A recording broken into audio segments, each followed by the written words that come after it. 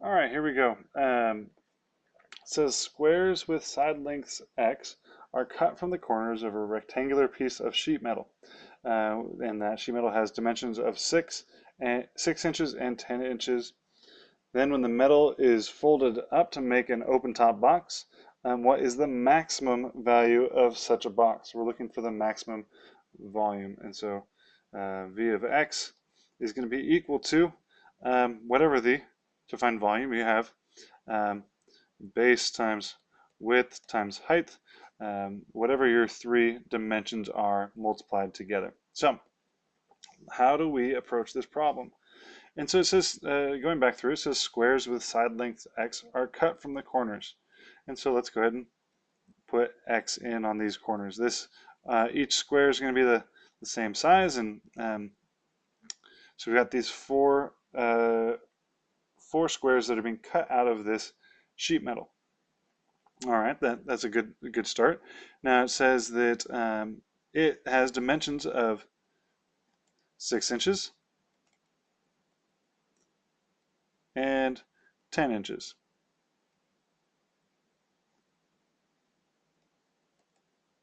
So 6 inches by 10 inches. And now let's rewrite each of these dimensions in terms of x. And I actually left off the last one over here. How tall will this box be? Well, if we're cutting off this much and it's x by x, then once that gets folded up, its height is going to be x. And so our v of x is equal to, the height is just x. That one's pretty straightforward. We'll call this the width is going to be, well, it was 6, but then we made this cut here, and we made this cut here, and now all that's left over is this piece right here. How long is that piece? Well, it's 6 minus those two cuts, so minus 2x. Likewise, we had this portion over here that originally was 10, but then these parts here got cut off, and so what are we left with? Well, it's 10 minus those two x's that are cut off, and we're left with this here. So these dotted lines are going to be where the box gets folded up. And again, the top is, it's an open top box, but we know our three dimensions, our base, our width, and our height. Now let's figure out what our volume is going to be, our maximum volume.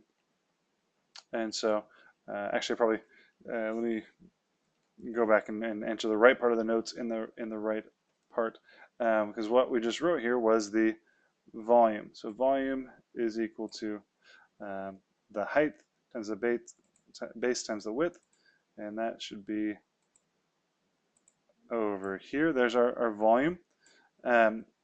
Here it wanted just the dimensions, so height was equal to, we said, x. Doesn't really matter which one you call our base and which one's our width.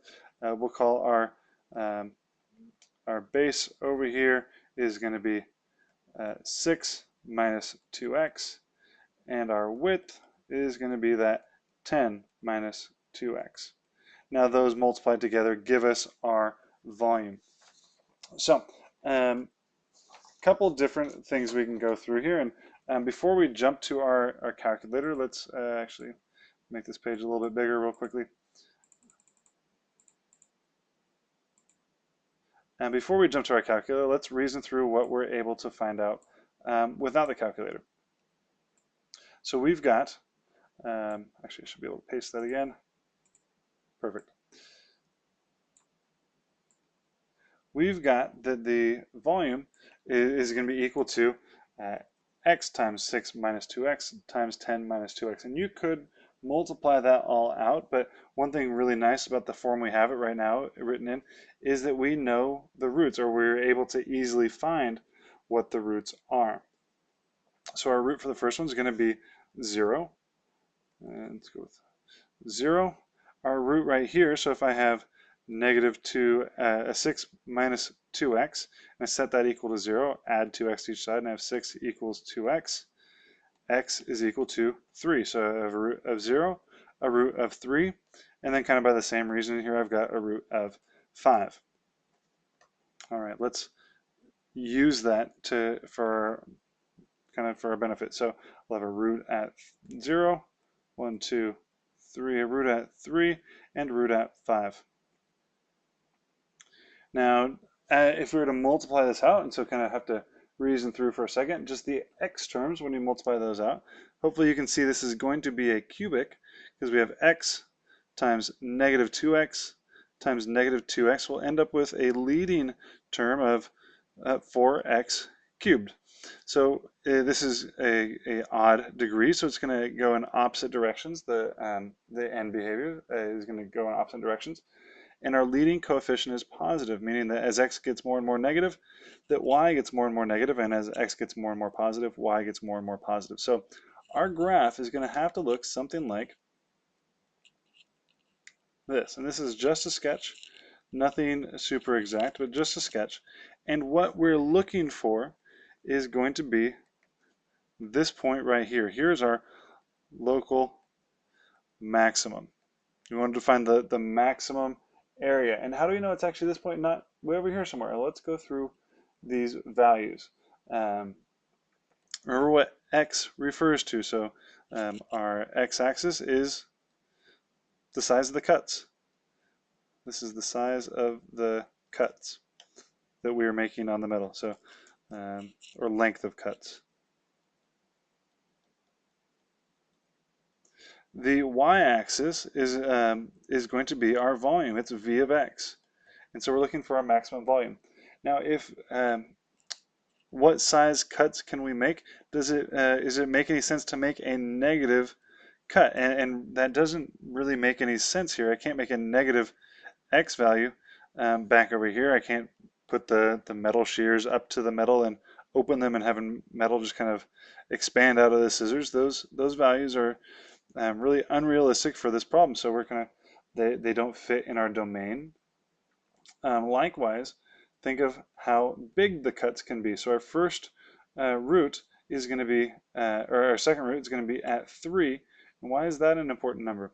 Well, if each of these cuts is 3 and the length is only 6 to begin with, then I end up with cutting that whole side off. It's gone if I have a cut of 3 and a cut of 3. All of a sudden I'm cutting it just into air after that. And so it says that we'd get a negative volume, which again just doesn't really make any sense. And we can't have a box with a negative volume. And then lastly, we get to after 5, we have positive volumes again, but once again, it doesn't make any sense in the context of the problem, because now not only have we cut off the two sides here, we've also cut off these sides over here as well. And so it's just a smaller rectangle and not even a box anymore at that point. Now, we're going to go and head this into our calculator, but here's our domain of realistic x values between 0 and 3, and our maximum is going to be right there. Now let's go ahead and I'll bring the calculator up, and hopefully it's not too small. We're going to plug in that equation. So let me turn it on here first. All right, so y is equal to, or v of x is equal to x times 6 minus 2x times 10 minus 2x. All right, and graph that. And here it comes. And if you can see, it's much more steep than my sketch was. It's going way down, very vertically. Goes right through 0, goes way up past our graph, or past the screen of the graph, comes back down, hits right at 3, continues way down to the minimum, and heads back up again hitting at 5. Now, what we're going to do is use the tools of your calculator to find out exactly what that maximum is. And first off, let me get our window, or the zoom rather, to fit the graph. And so sometimes this works, sometimes it doesn't. I clicked the zoom right here, and then inside of it I went down to 0, which is the 10th option. It's called zoom fit, and sometimes it will just make the graph fit on there. And so let's take a look and see if it helps us see it a little bit better. No, that one did not. That one did not work out well. So we'll just zoom standard. Go back to our 10 by 10, and there it is again. Now, even though we can't see the maximum, and we can still find it, and we're going to use the tool right here that says calculate. So hit second, then trace, because again we're getting to the calculate function up here, and we're going to go to the maximum. We want to find the maximum right now. Hit enter. And now see that little cursor? That's what we're going to move around. And it kind of jumps right off your screen. And because if I go just 1 pixel left, all of a sudden, again, because it's so vertical, or so close to being vertical, that it jumps off. But I'm left right now of my maximum. My maximum's up here somewhere. I'm to the left of it. And so where it says left bound, we're okay. So I'm going to go ahead and hit enter. Now it says to get right bound. So I'm going to click to the right a bit until I see it appear over here. See our cursor appear over here. And there it is. Okay, and so I just need to be the right of the maximum without having kind of two local maximums trapped, but I don't. I know this heads up. There should be one up here, comes on back down, and so I'm again going to hit enter now that I'm on the right of the maximum. Where it says guess, I just recommend that you don't. Sometimes if you guess too close or too far apart or too far away, the calculator gets confused. So just don't even guess, hit enter one more time. And what it's doing right now is finding where that maximum is at. And so we've got a maximum at 1.21. That's the x value, meaning that to maximize our volume of our box, our cuts, they should be a length of 1.21 inches. And it really continues on. I'm rounding off there. And that maximum volume that it's going to give us is 32.83 inches cubed. And so let's see, let me write this down on paper because it'll disappear once I click off this screen. So 1.21 and 32.83. Okay. So our we have our graph over here to the side that we had a sketch of. We also know exactly what it is. The domain, we've covered that. The domain here is going to be from x has to be from 0 or equal to x has to be greater than or equal to 0, and it has to be less than or equal to 3.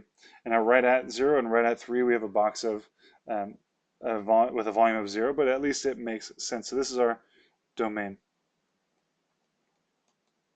And now our maximum, the length of the cut should be 1.21 inches.